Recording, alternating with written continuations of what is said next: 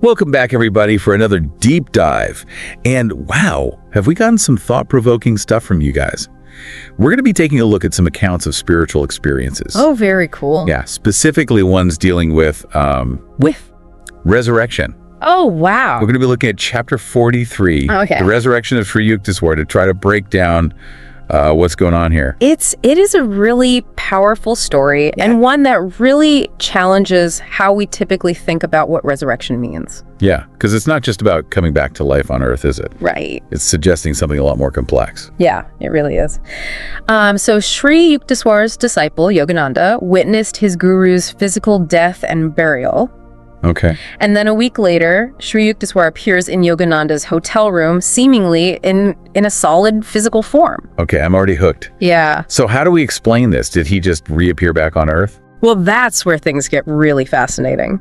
According to the text, Sri Yukteswar resurrected not on the physical Earth, but on a different plane of existence, an astral planet called Hiranyaloka. An astral planet. See, this is what I love about these deep dives. Right? We go beyond just like typical discussions about heaven and hell. Ugh. We get into some really mind-bending concepts. Yeah, it really forces us to re-examine our assumptions about life, death, and the nature of reality itself. So tell me more about this astral planet, Hiranyaloka. What's it like? Well, the text describes it as a realm of incredible beauty and harmony. You have things like opal lakes, rainbow rivers, a climate of eternal spring. It sounds pretty idyllic. That does sound pretty amazing. Yeah. But okay, how did he even get there? And if he had a physical body there, how'd that happen after he had already died? So that's where the concept of the dream body comes in. The text says Sri Yukteswar formed a new body from cosmic atoms to exist on this dream planet. It's almost like he consciously dreamt himself into being there. Hold on. Dream body and dream planet. I feel like we need to unpack this a little. Are you saying that the astral realm is essentially a dream world? It's a very powerful analogy. Think about the dreams you have at night. You experience vivid sensations, emotions, even a sense of physicality, yet it all takes place within the landscape of your mind. Okay, I'm starting to see where you're going with this. No. So are you saying our physical world is just one level of reality? Mm-hmm. And there are these other dreamlike realms existing beyond our normal perception? Exactly. And just like we have physical bodies for interacting with this material world, Right. we also have subtler bodies like the astral body, which allow us to experience these other realms. So when we die, we're essentially shedding our physical body and moving into this astral realm with our astral body. That's the idea. But what's really intriguing about Sri Yukteswar's case is that he consciously created a new physical form within this astral realm. He wasn't just like a formless consciousness floating around. He had a body that Yogananda could see and interact with. That raises so many questions.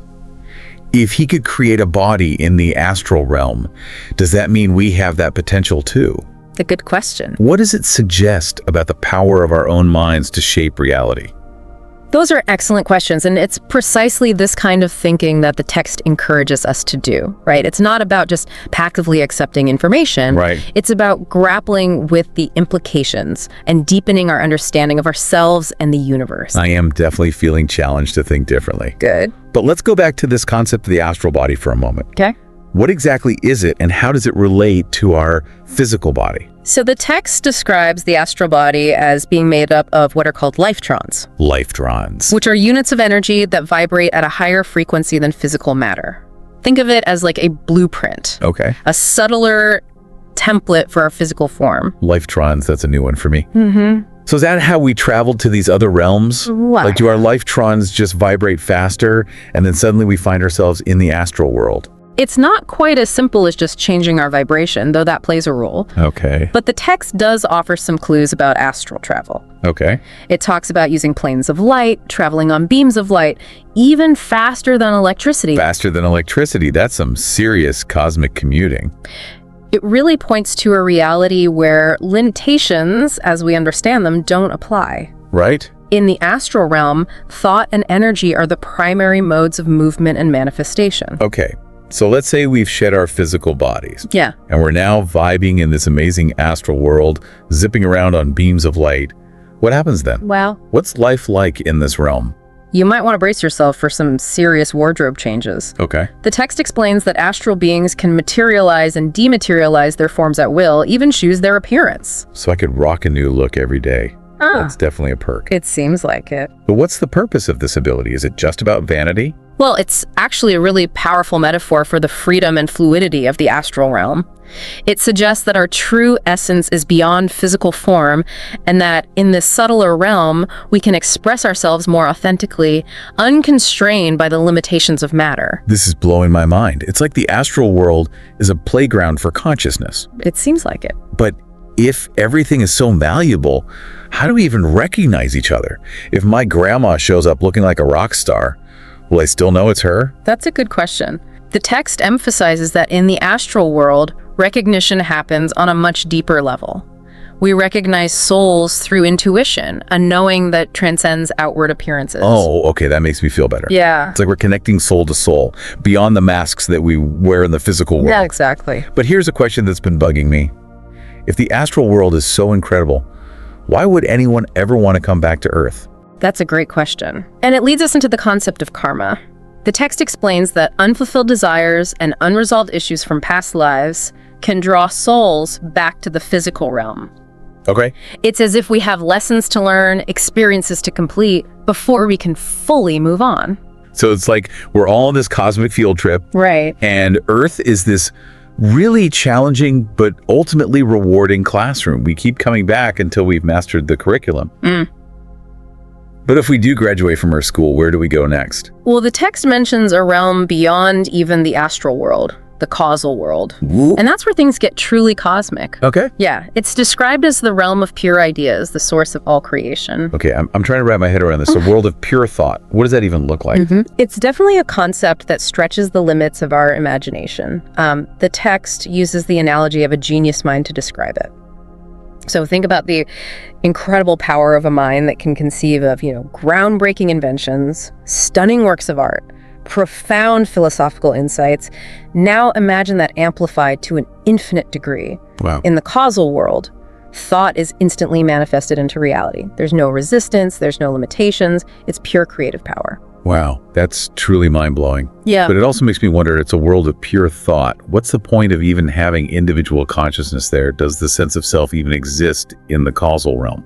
That's a fascinating question, and one that really gets to the heart of spiritual evolution. Yeah. The text suggests that in the causal world, the individual soul merges with the cosmic consciousness. It's like a drop of water returning to the ocean. It retains its essence, but loses its separate identity.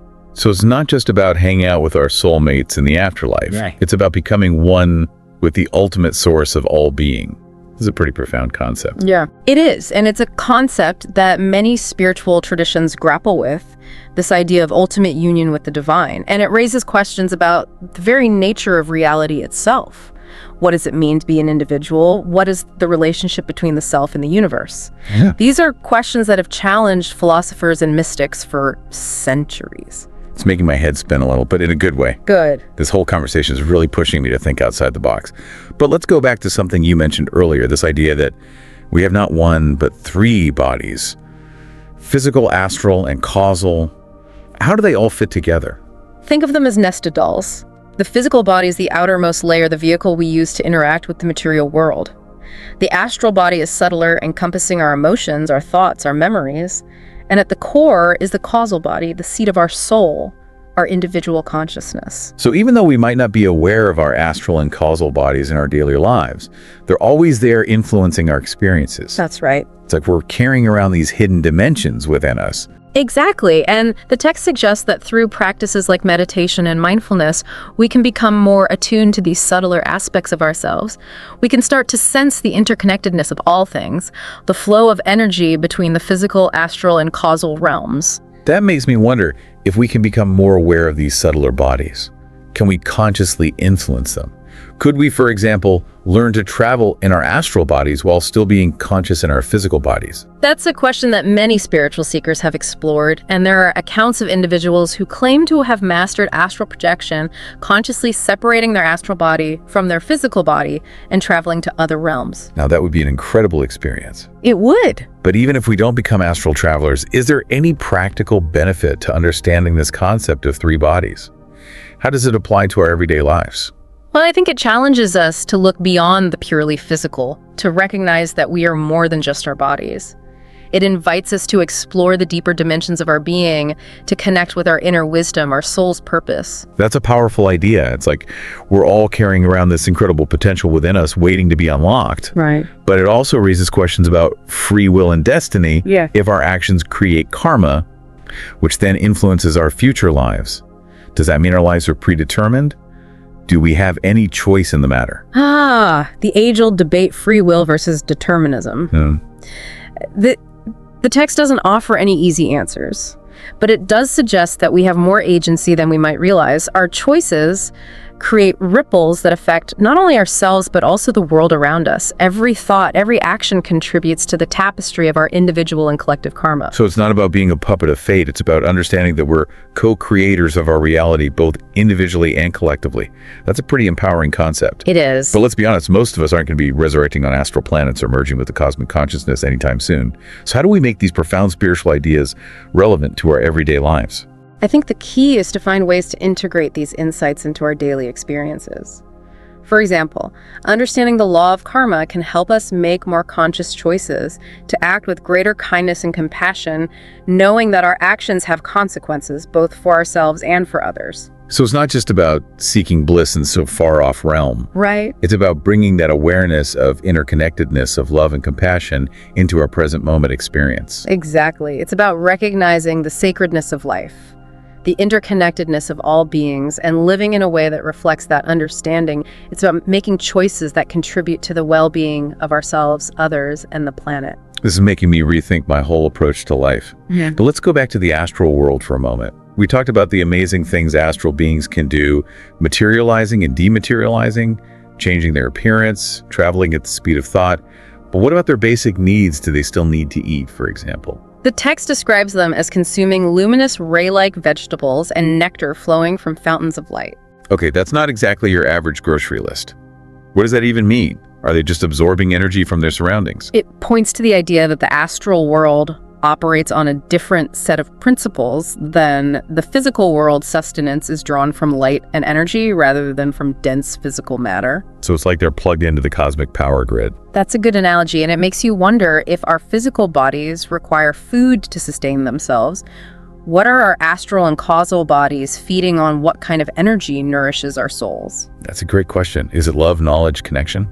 Perhaps it's all of those things and more. Maybe it's a very active seeking, of exploring, of expanding our awareness that nourishes our souls. This whole conversation has been so thought-provoking, it's making me question everything I thought I knew about reality. Good. But before we get too lost in the cosmic ether, let's bring it back down to Earth for a moment. We talked about how our thoughts and actions create karma. But how does that actually work?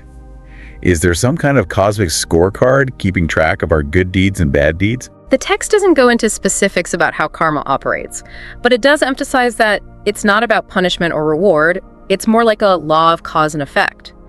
Our actions create ripples that affect not only ourselves, but also the world around us, and those ripples eventually return to us, shaping our experiences and influencing our future lives. So it's like a boomerang effect. What we send out comes back to us. Exactly, and that applies not only to our actions, but also to our thoughts and intentions. The energy we put out into the world matters. That makes you think twice about those negative thoughts, doesn't it? It does. But how do we know if we're creating good karma or bad karma? Is there a set of rules we should be following?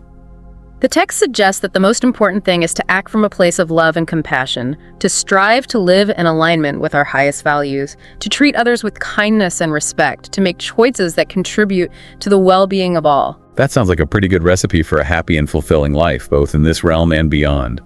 But let's be realistic, we're all human. We make mistakes, we have moments of anger, selfishness, even cruelty.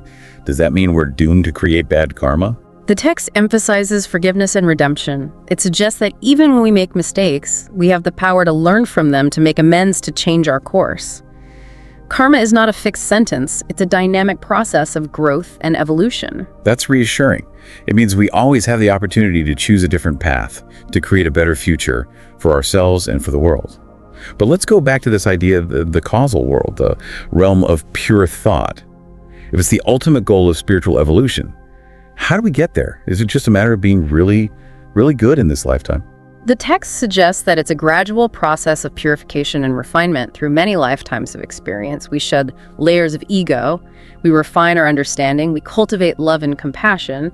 Gradually, our consciousness expands, we become less attached to the material world, and we move closer to that state of union with the divine. So it's not about reaching some kind of finish line. It's about the journey itself, the ongoing process of growth and transformation. Exactly. And the beauty of it is that every step we take on that journey, every act of kindness, every moment of awareness, every effort to live in alignment with our highest values, it all contributes to the evolution of our souls and to the betterment of the world. This whole conversation has been so inspiring. It's a fascinating topic. It's given me so much to think about, to reflect on, to integrate into my life. But I know we have to wrap up this segment soon. Yeah. What one key takeaway you'd like our listeners to ponder as we head into the final part of our exploration? Let's leave them with this.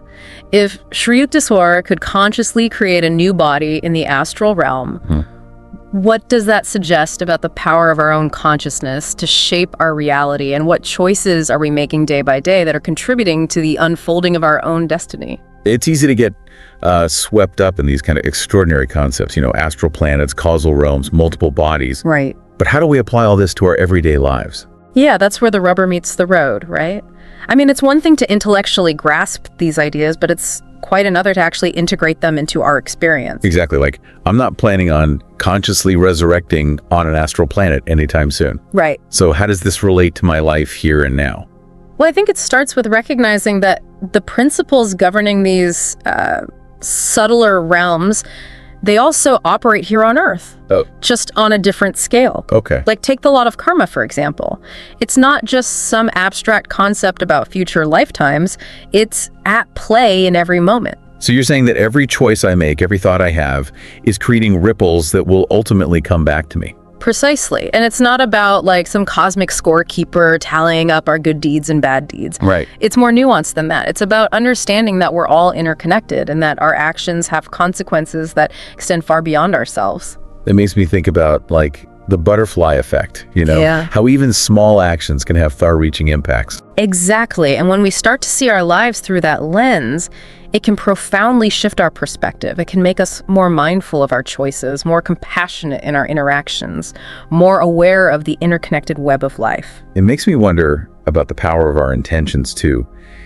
If every thought has the potential to create ripples, does that mean we can consciously shape our reality? That's a powerful question. And I think the answer is a resounding yes, but it's not about like some magical formula for manifesting our desires, Right. It's about aligning our thoughts, words, and actions with our deepest values, with our soul's purpose. So it's less about thinking positive and more about living authentically, Yeah. about being in alignment with our true selves. Absolutely.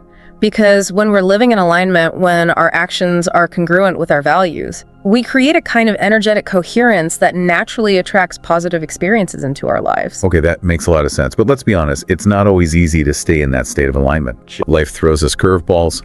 We get caught up in drama. We lose sight of the bigger picture. Any advice for those of us who struggle to maintain that coherence? Well, first of all, be kind to yourself. We're all works in progress. The key is to cultivate self-awareness. Notice when you're out of alignment, when your thoughts and actions are creating dissonance rather than harmony, and then gently guide yourself back to center. So it's about recognizing those patterns, those habitual ways of thinking and behaving that might be keeping us stuck. Exactly. And then having the courage to make different choices, to step outside of our comfort zones, to try new approaches. Remember, growth often happens at the edge of our discomfort. That's a good reminder.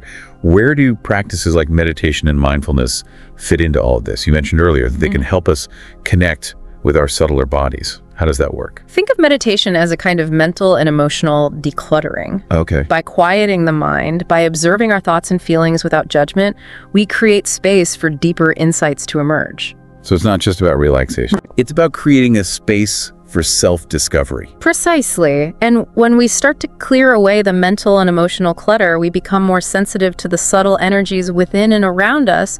We can start to sense the interconnectedness of all things, the flow of life force that animates the universe. It's like we're tuning into a different frequency, Yeah. a frequency of peace, wisdom, and connection. That's a beautiful way to put it. And the more we practice tuning into that frequency, the more it becomes our default setting. We start to see the world through a different lens, a lens of love, compassion, and understanding. I love that this is also inspiring. Yeah. I still have so many questions, though. Of course. Like, if our ultimate goal is to merge with the cosmic consciousness, to transcend individual existence, what does that even mean? Does that mean we lose our unique personality, our memories, our sense of self? Those are questions that have challenged mystics and philosophers for millennia, and honestly, I don't think there are any easy answers. The text offers glimpses, metaphors, but ultimately the experience of merging with the divine is beyond the grasp of language. I guess it's like trying to describe the taste of chocolate to someone who's never tasted it before. Right. Words can only go so far. Exactly. It's something that can only be experienced, not explained, but perhaps we can get a sense of it through moments of profound connection when we feel a deep sense of love, awe, or unity with nature, with another being, or with something greater than ourselves. Those moments when the boundaries between self and others seem to dissolve, when we feel a sense of oneness with everything. Precisely. And perhaps those moments are glimpses of the ultimate reality, the reality that awaits us beyond the limitations of our physical existence. This whole conversation has been a wild ride. It has. We've explored realms beyond our wildest imagination, challenged our assumptions about life and death, and delved into the mysteries of consciousness itself. It's both exhilarating and a little bit overwhelming. It's definitely a lot to process, but I think the most important takeaway is this reality is far more expansive and mysterious than we typically realize, and we as human beings have the potential to explore these hidden dimensions, to awaken to our true nature as beings of light and consciousness. It's a call to adventure, isn't it?